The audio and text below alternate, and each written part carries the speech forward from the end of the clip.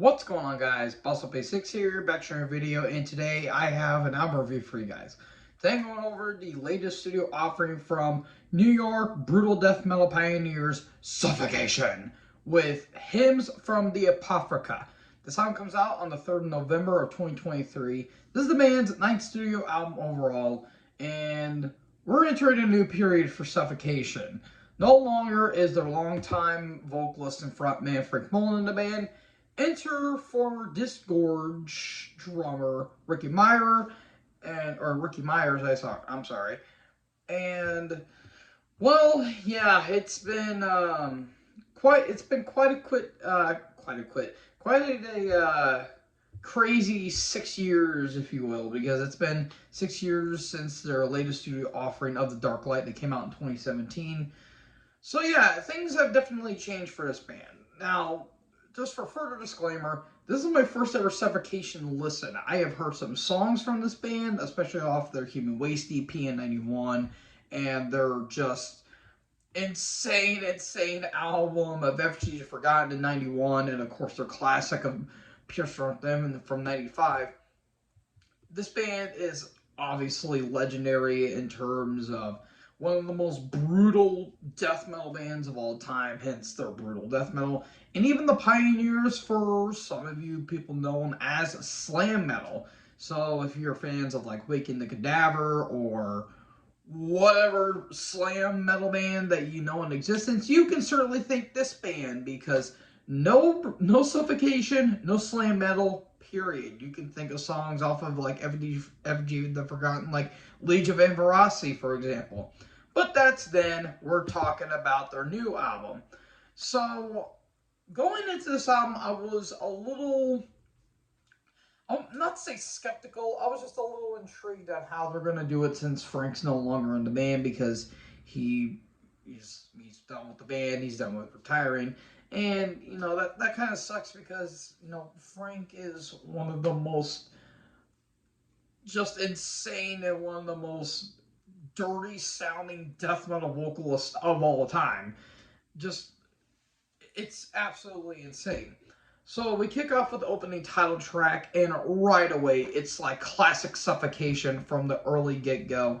You get like not even a minute and you get classic Suffocation breakdowns, the lead trade-offs between Terrence Hobbs and the other what was the other ones? Charlie Arrigo, or however you say his name. The lead trade-offs are just flat out phenomenal on this album. Eric Marotti on drums, killer stuff. Therefore, but any Suffocation drummer is absolutely awesome. Like Mike Bonin, of course, Doug Bonin, Mike Smith, of course. But good Lord Almighty, the drums are just absolutely off the wall. And we got to talk about Ricky Myers. This dude did not fail at all. This dude sounded perfect for this band, like a complete fitted. He's not Frank Mullen. Let's all be fair. He's no Frank, but damn, this dude's pretty close if you ask me. And of course, Derek Boyer killing it on bass as well. Now, there's some interesting things with this album as well. You get the little peppers of melody thrown into this album, especially on songs like the title track, Perpetual Deception, Descendants, and Embrace the Suffering, where you just have like a little bit of melody, especially with like the leads and all that stuff.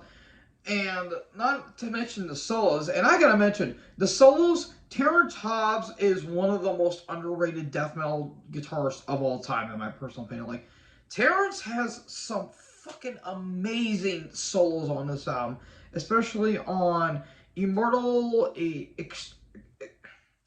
Extraction, I think that's it, or Excretion, Seraphim, Enslavement, Descendants, and Delusions of Morality. Those like solos are just off the wall insane. Like they almost have like a bit of a thrashy chug to it, especially on Dim Vial of Obscurity. That song in particular kind of has like a thrashy chug to it. And my God, the breakdowns on this album are just incredible throughout. Like, it's just full on, feels like almost every 5 seconds in a way. And some people may look at that and be like, oh, that's a little bit repetitive. It works. It absolutely works here. And just the vocals and the guitars are just going all over the place here. And, it may be crazy for me to say that considering, I listen to Dying Fetus, but, you know, this is basically like, I'm not saying like Dying Fetus, Dying Fetus light. Like, I think this band may be a little more brutal in some ways than Dying Fetus, but good lord, like, it's trying to pick which, it's kind of hard to pick in a way. And there's some more technical elements as well, because this band also helped pioneer the technical style of death metal, along with fellow Florida death metal legends themselves, Atheist, Cynic, and of course, Death themselves. So, yeah, it's kind of interesting to see all that. Now, the interesting thing that I brought up about Derek Boyer is the bass lines on some of the songs, especially on Descendants has a really cool isolated bass line, and Illusion of Morality. Like, his bass line's kind of, you can like hear it somewhat throughout the entire album as well, but I'll kind of get into the negatives here in a bit.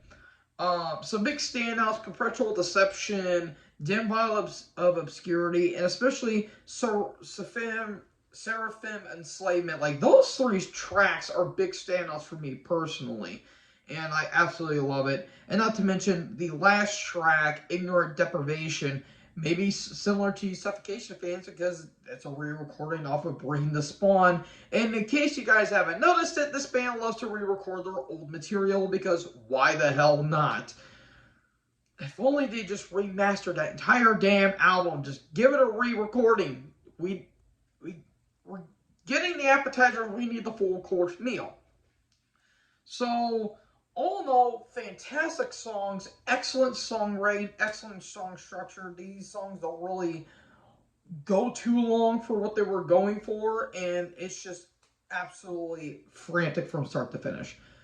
The two complaints I kind of have only two. I brought up Derek Boyer with his bass line that it was nice to hear his bass. That's the problem. If we can hear the bass, the bass sounds buried in a way. Like, if they would have brought the bass line just a little bit, that would be fantastic. It's not a huge problem with me, but as someone who does like the bass, no trouble. I don't know, it's just a little, could have been a bit better, even though I felt like I could have heard it throughout some of the songs. Not to mention, production here, I think, is absolutely spectacular. Vocals sound great. The guitars sound amazing. The bass, if you can hear it, sounds fucking phenomenal. The drums sound good. The kick drum, though, does sound a bit compressed. Like, if they could have tweaked down on the compression just a smidge, I think the sound would have been absolutely perfection, in my opinion. So, in all grading, this may be better than Dying Fetus's Make Them Beg for Death, and I absolutely love that album.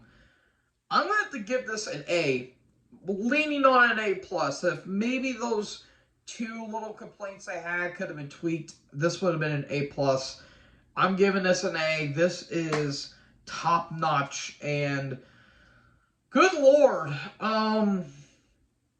yeah, it's going to be interesting to rank these albums, or, what albums I'm going to be having in my top 20 or 15 that I'm going to be having at the end of the year, because, good lord, I've listened to a lot of crazy stuff, so Lord help me on that. So, folks, yep, that is my review. This gets an A. This is some fantastic brutal death metal, and this is off to a fantastic start of the Ricky Myers era.